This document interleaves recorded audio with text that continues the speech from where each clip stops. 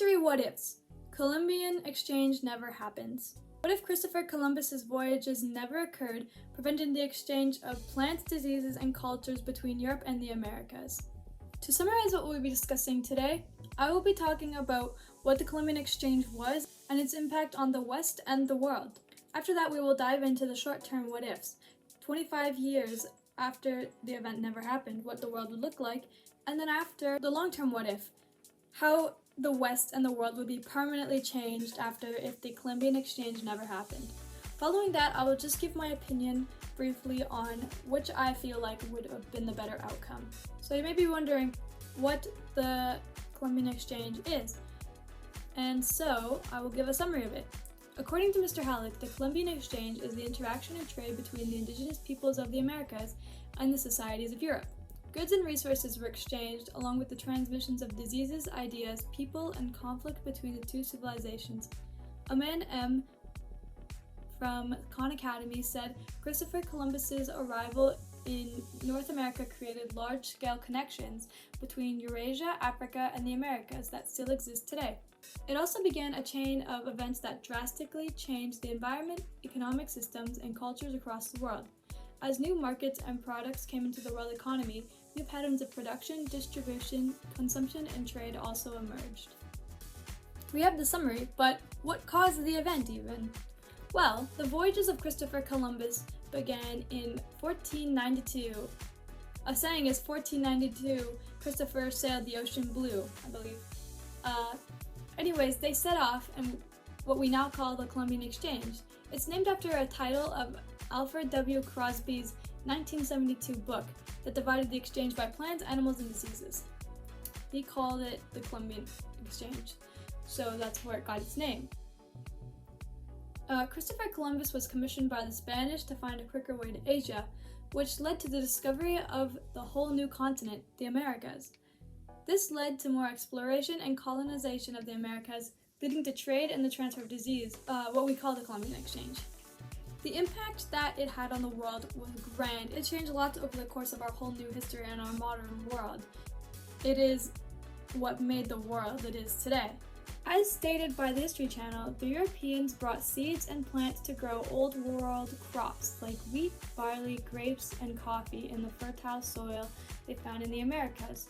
Staples that were eaten by indigenous people in America, such as corn, potatoes, and beans, and flavored add-ons like tomatoes, cacao, chili peppers, peanuts, vanilla, and pineapple, would soon spread in Europe and throughout the Old World, completely changing the traditional diets in many countries.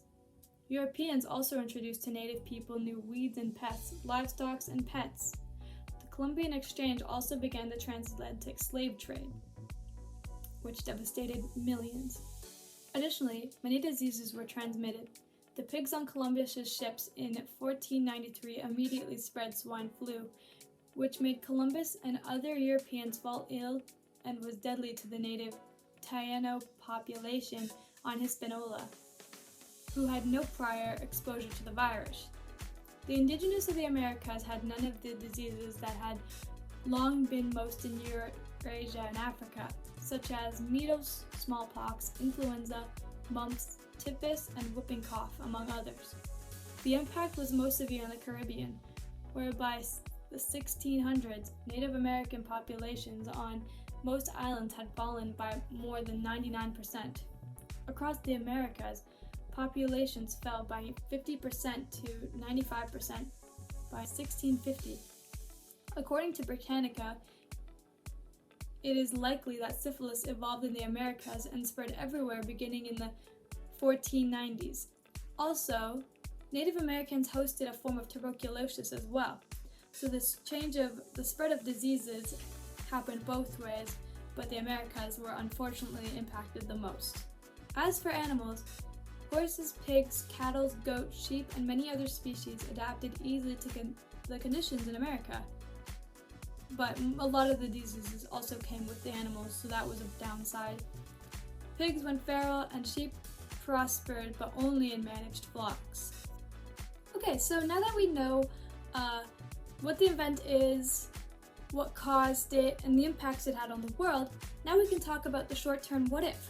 So What if 25 years after the event never occurred, what it would be like and how the world would have changed or not changed? So, I believe that not too much would change from how things were currently developing in the Americas. The indigenous in the Americas would continue to live the way they were, with no interference from the Europeans or other places exploring. They lived autonomous lives in tribes. According to M from Khan Academy, there were about 35 to 75 million people living in the Americas, some living in large urban areas like Tenochtitlan or Cusco, among the largest cities in the world at the time. They would go on to create agricultural masterpieces with even more intricate designs and developments. They would continue to eat their regular diets and their culture would grow and thrive. Politically, socially, and economically, things may see a slight change from the pre-Columbian era. However, it would not be a grand difference. I believe not too much would change from the way that it was developing. I believe that things would just continue to evolve the way they were going to evolve if outside factors and people would not have interfered. So as I mentioned before, our whole new modern world of the West has been greatly impacted from the Columbian exchange. So what would have happened what would it look like if that never happened?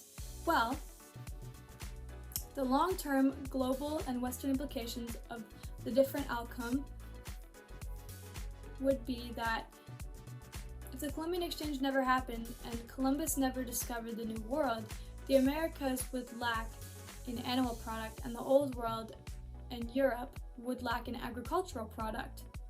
This would change many cultures. Italian food would be without tomatoes, Indian food without chili peppers, or Irish food without potatoes. However, before the Columbian exchange, none of those crops were known in Europe, Asia, or Africa. The horse that became an iconic symbol of the Americas would perhaps be a different animal, as the horse is from Europe. There would be little sources of animal proteins beside hunting as well. Furthermore, the Columbian exchange kickstarted the transatlantic slave trade, as I've mentioned before. The depopulation of the Americas, mainly through disease, made it possible for European settlers to rapidly change the territories in which they settled, often using the labor of enslaved Africans. But if Columbus never came, the amount of people enslaved would greatly decrease. Populations and cultures would also greatly change with the lack of colonization.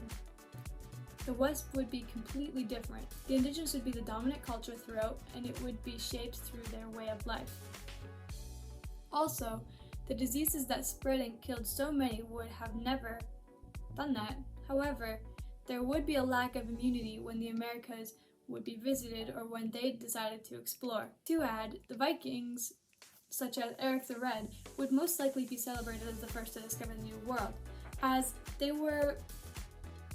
already known as the first to discover the Americas, but we still celebrate Christopher Columbus for it because of the Columbian exchange. But if that never happened, and historians of today's day, they would have nobody else to celebrate except for the first to discover it, the first Europeans discovered at least, and that would be Eric the Red and his gang of Vikings.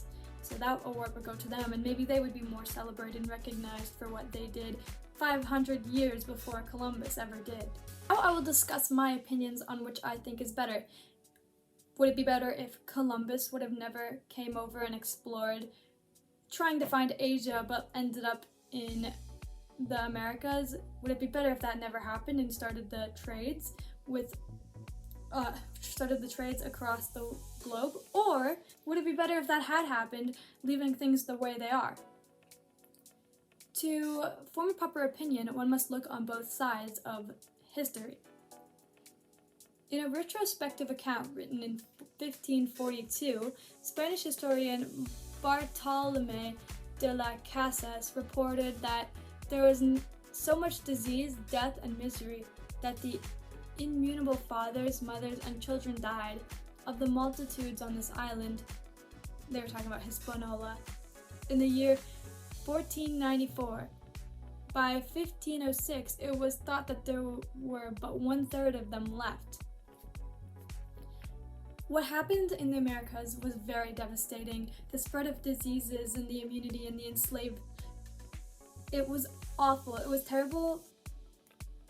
However, it was, in my opinion, necessary that the Columbian exchange happened.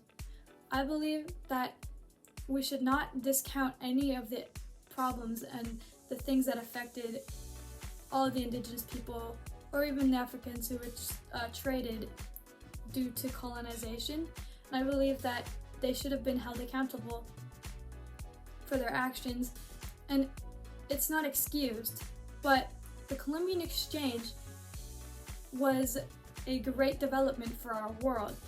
Exchanging cultures are meant to be shared, and that when cultures are shared, ideas flourish, as well as other animals and vegetation, and the world thrives when it works together.